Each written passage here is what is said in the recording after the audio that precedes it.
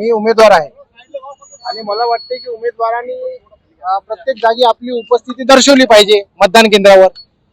तर मी काही चुकीचं केलेलं नाही आहे.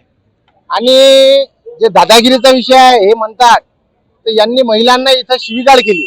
लाडक्या बहिणी आमच्या आहेत, देवेंद्र साहेबांची योजना आहे. आणि हे 2 दिवसात शिंदे गटात आलेले यांचं हिंदुत्व आता जागृत झालं का? लोकांना माहित आहे गद्दार आहेत लोक, यांना यांची जागा दाखवतील. येणाऱ्या विधानसभेत, मागच्या विधानसभेत जागा दाखवली आणि उद्या निकाल है। आणि मेरे को ये लगता है कि अपनी यहाँ की जनता पूरे विश्वास के साथ में हमारे साथ खड़ी है और उसका जवाब इनको कल मिल जाएगा। इनकी जो दादागिरी है कल खत्म हो जाएगी। सकाळपासून इथे भाजपचा उमेदवार आहे, तो वारंवार आतमध्ये जाऊन 5-6-10 कार्यकर्ते घेऊन सोबत 100 मीटर आतमध्ये म्हणजे सेंटर मध्ये आतमध्ये जाऊन जे लोक येऊ राहिले त्यांना हे करू राहिला की कमळले मतदान करा।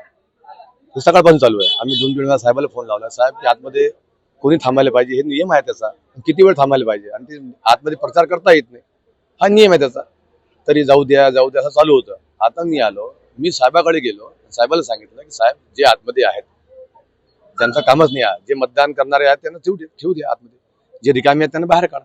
मग त्याला झोंबलं, त्याच्यामुळे तिथे त्यांनी आमच्यासोबत वाद केला, बाकी काही विषय नाही। बस त्यांनी आपल्यासोबत वाद केला, डिपार्टमेंटवाले आले, ते नाही आता तक्रार करायचा विषय तिथे विषय संपला। ते तुमची आता मागणी काय?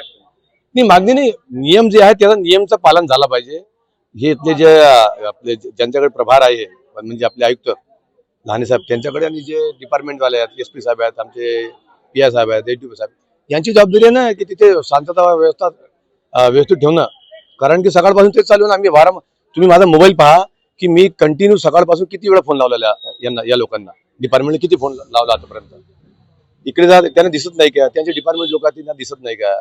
त्यांना नियम माहित नाही आहे का, काय नियम आहे? जो आतमध्ये मतदान केंद्राचा आतमध्ये नियम काय? काय करतात तुम्ही? अरे ते तिथे लोकांना प्रचार करत आहेत, कमळ।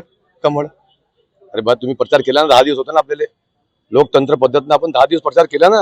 आता लोकांना मतदान करू द्या, ज्याला ते मतदान करणार त्याला करू द्या।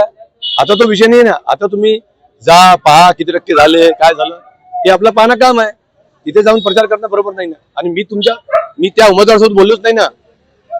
हे आपले जाधव साहेब आहेत, त्यांना तुम्ही विचारा। मी त्यांना सांगितलं की साहेब असं बरोबर नाहीये, मग तुला काय जमली, हा विषय।